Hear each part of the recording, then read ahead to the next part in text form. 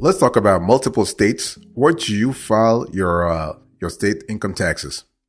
So here's an overview I want you to pay attention to. So when we talk about multiple states where to file, everything revolves around the residency, but also the number of days that you spent in the state, for instance, but also the income that you generate from that specific state.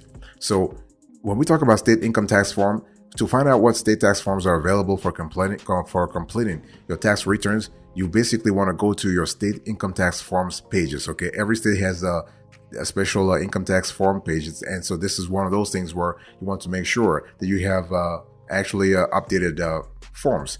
Now, what about military? What about the military? So military personnel. So the thing is that military personnel generally designate their home of record as the state where they enlisted.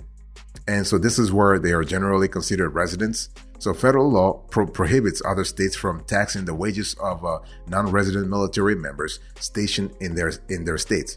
And it's one of those things where you have to be really careful in terms of how you actually, if you are in the military, you have to make sure that you have your home of record properly. For example, a member of the New York military is transferred to MCAS Miramar, San Diego, right? The home of record will be New York in that case. The duty station state will be California.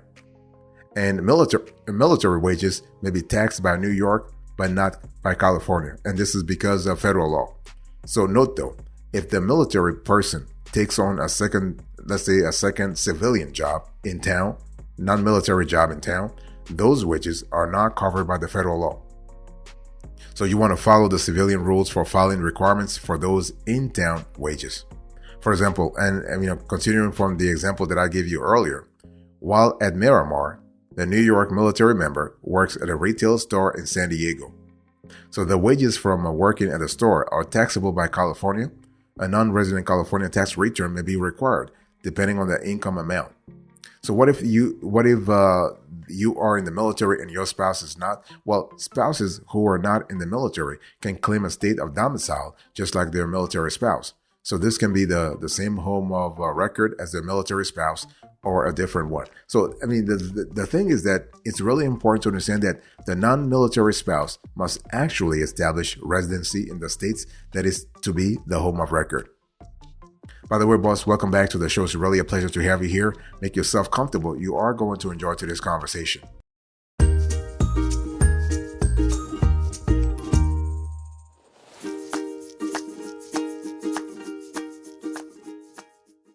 Now let's talk about the situation where you are in multiple states. Where should you file? Should you file as a resident? Should you file as a part you're a resident? Or should you file as a non-resident? It really depends on your situation, right? Now, I think it's in those scenarios, it's always great to take examples. First of all, let me give you an example. Let's do the easy ones: residents and non-resident. Residency, for all intents and purposes, is the location of your home where you intend to live when you return from a vacation. Simple as that. Nothing complicated here. And so basically the thing is that, whether it is you return from a vacation or a temporary business trip. So you are a resident of a state if you intend your main home to be in that state. It's pretty simple. Let me give you an example. The first example here, let's say you have a home in North Carolina and live in North Carolina during the year, except when you take a 4-month vacation or 4 or 3-month vacation in Florida, you file the resident form for North Carolina. Pretty straightforward. Second example, you move to North Carolina sometimes during the year and have North Carolina income that requires you to file a North Carolina tax return. You would file as a part-year resident in North Carolina. If you also had income from another state that required the filing of a tax return, you would also need to file a part-year resident tax return for that state. So for as many states that you have actually navigated throughout the year, okay, you are typically a non-resident of a state for tax purposes if you did not live in that state at any time during the tax year, but you did receive income that is sourced from that state because you worked in the state but did not live there, for instance. You received income from your ownership in a rental property, S corporation, partnership, etc., that is sourced from that state, and or received income as a beneficiary of an estate or trust that is sourced from that state. So that's what we talk about nexus. So if there is nexus, then yes, you have to actually file taxes. Let me give you an example. You live in South Carolina, but you work in North Carolina for 1 week. you filed a resident form for South Carolina and filed a non-resident form for North Carolina. Another example, you live in California and you have a rental property in Oregon. You filed a resident form for North Carolina and filed a non-resident form for Oregon. Another example here, let's say you live in New York and your great uncle died and left you her Connecticut, your uncle, his Connecticut farm, which continues to operate until it can be sold to you. You filed a resident form for New York and a non-resident form for Connecticut. Another example here, let's say you live in Colorado and you receive bank interest income from a bank in New York. You filed a resident form in Colorado, but you are not required to file a New York tax return since the source of the income is money made from actually assets. They are actually located in another state. So it's one of those things where you have to really pay attention. Now, let me give you another example. If your situation is not as clear cut as the resident and non-resident information that I gave you earlier, you may be a part-year resident. By the way, boss, I want to quickly remind you of today's topic. We are having a conversation about multiple states. Where should you file?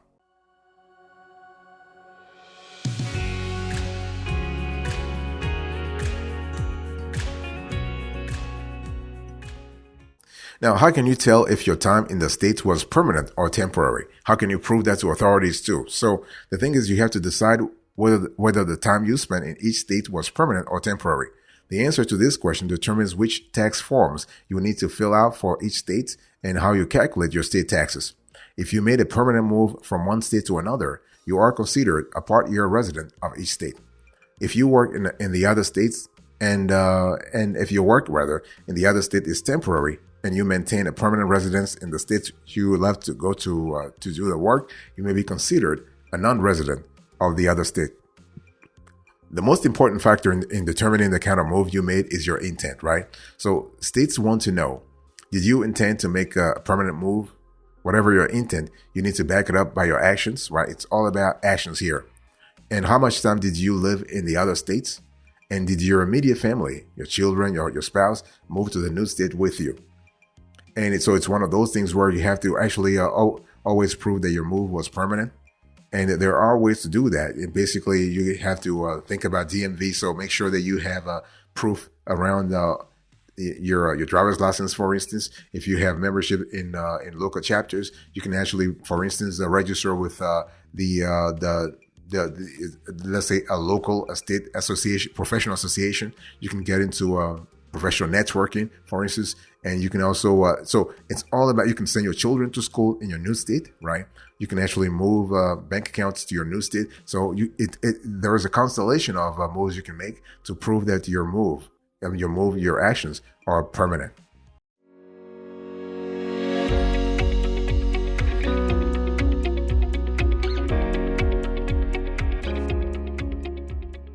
Now, when we talk about multiple states, where do you file state tax returns as a resident versus non-resident? You also have to you have the ability to prove to the IRS and also the state tax authorities that your move was temporary, right? So if you have to prove that your move was temporary, just do the opposite of what I just told you. In other words, or let's say refrain from doing what I just told you. In other words, do not move your primary bank accounts, for instance. Do not actually you do not enroll your children in a local school. Do not actually do not have your spouse actually join you in your new state, for instance. You basically want to keep your membership in the other states. You basically you want to really limit your involvement in anything that happens in the new states. And so the bottom line here is what the IRS uses a test. They have a test called appearance. So what does the appearance actually provide as proof? Well, if they look at your situation, they should be able to see pretty clearly that you are not actually making a permanent move, but this was a temporary move. One thing you want to also make sure is that, and this is a biggie, do not buy a house. Do not buy a house and actually use the house or just list the house as your permanent house.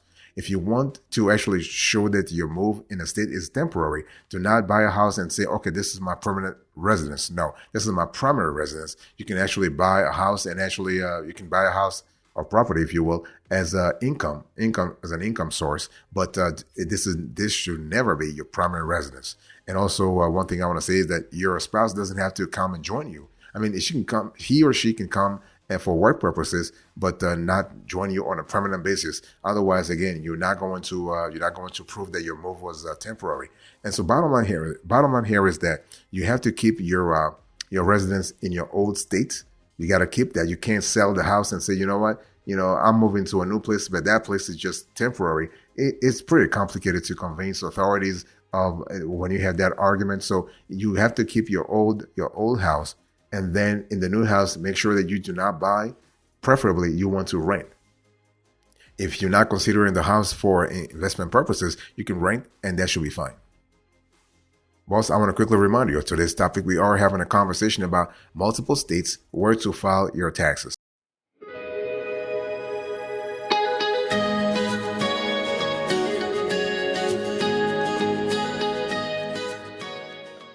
Let me give you a few pro tips here. So the thing is that when we talk about taxes in two states, okay, it's really important to understand that you have a situation where you live in one state and work in another state. Okay, you move to a new state, for instance. Okay, or you conduct business in other states. In other words, you are in Jersey, for instance, or Connecticut, for that matter, and you have business in New York. So in that situation, you have nexus.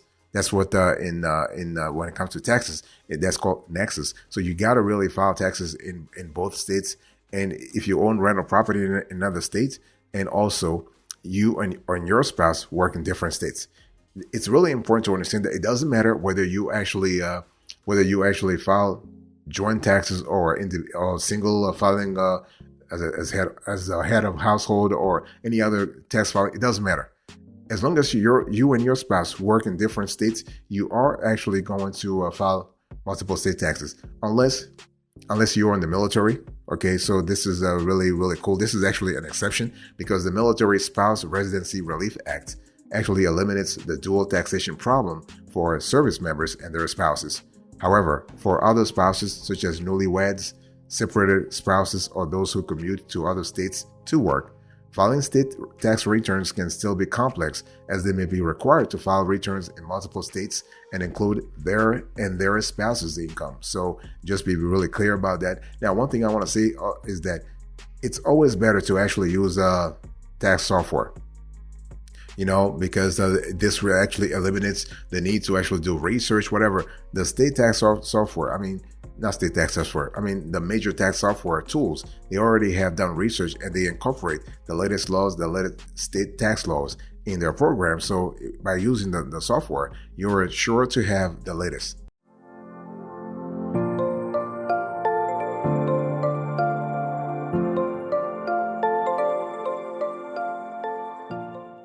I want to quickly talk about the fact that, when you work and live in multiple states, when it comes to filing taxes, there is an important element. I think I mentioned that earlier when I was talking, and that's reciprocity. So the reciprocity agreements are very important. And it's one of those things where when we talk about a reciprocity agreement, it's basically an agreement between two states regarding reciprocal state taxes.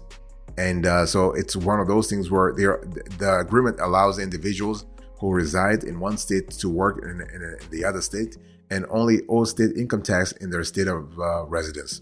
So this agreement actually prevents double taxation, paying income tax to two different states on the same income. It really creates a favorable outcome for workers employed in one state and living in another. Okay, and so like if you have DC and Virginia, for instance, or DC and Maryland, for instance. And so when we talk about state with tax reciprocity, I think I've said this before, but I'll say it again, just in case you're listening and you are in one of those states. So you can find the necessary tax forms on states' websites. And remember though, the amount of taxes you pay is based on the geography where you physically do your job, right? It doesn't matter if your out-of-state employer is located elsewhere, as long as you don't travel to that location for work. So when we talk about states with tax reciprocity, you have Arizona, you have Illinois, you have Indiana, Iowa, Kentucky, Maryland, Michigan, Minnesota, Montana, New Jersey, North Dakota, Ohio, Pennsylvania, Virginia, West Virginia, and Wisconsin.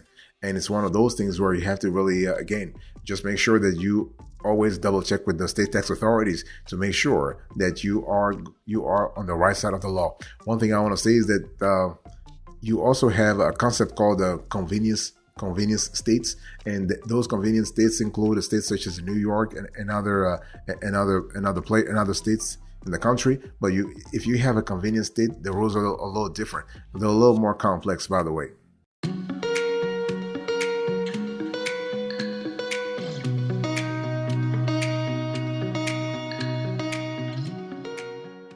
Now, how do you actually file taxes in 2 states or more?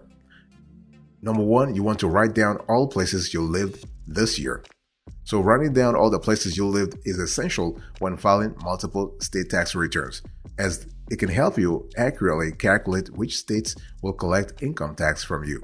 Certain credits may also be available to you based on where you lived at certain times, so it is important to have those dates written down in case you are ever audited.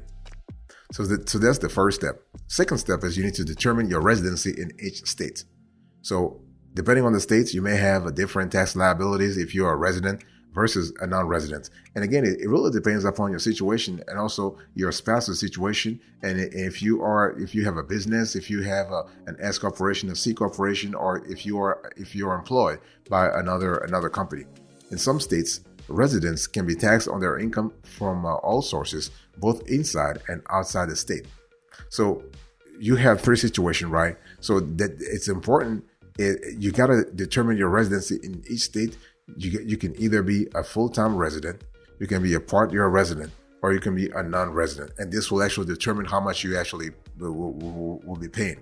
So when we talk about full-time resident, the time you spend in a specific state determines your residency status. If you stayed in one state for more than 6 months, that's 183 days or longer, you are likely considered a statutory resident and may be subject to taxes in that state. If you're a part-year resident, that means that you live in the U.S. for part of the year, but not for the entire period. And so as such, you may be subject to different tax regulations than full-year residents. If you are a non-resident aliens must only pay taxes on income earned in the U.S. or from an American source. Okay, for example, an Italian entrepreneur operating a company in Italy and the States will only be taxed on the latter's income. Investment profits accrued in America that are not from a domestic origin are usually taxed at a rate of 30%. Okay, so it's one of those things you have to know. So the third thing you want to do is you want to understand state tax laws. So before you actually file taxes, research the residency rules of all the states you were present in for at least 183 days during the year. So for part-year residents, review the rules for each state to determine what income you must report for taxation. Usually earnings from interest, dividends, and pensions must be declared on taxes in the current state of residence. So depending on your residency, you may be required to report all income regardless of your residency status. Some states require your income to be divided between states before they collect income taxes. And you want to collect your income documents. So here, the documents such as W-2s, 1099s, and other income documentation are required accurately report income and determine the amount and types of deductions you may be eligible for, such as the EITC, for instance. So that's the Earned Income Tax Credit. And also, you want to keep records of your receipts for certain expenditures. Let's say medical bills, donations to charity, and business costs. The last thing you want to do is you want to actually file the tax returns, okay? And it's one of those things where it's a lot better to use tax software as opposed to doing things manually. So it's just a lot easier for you. It might cost you a little bit, but it's just cheaper that way.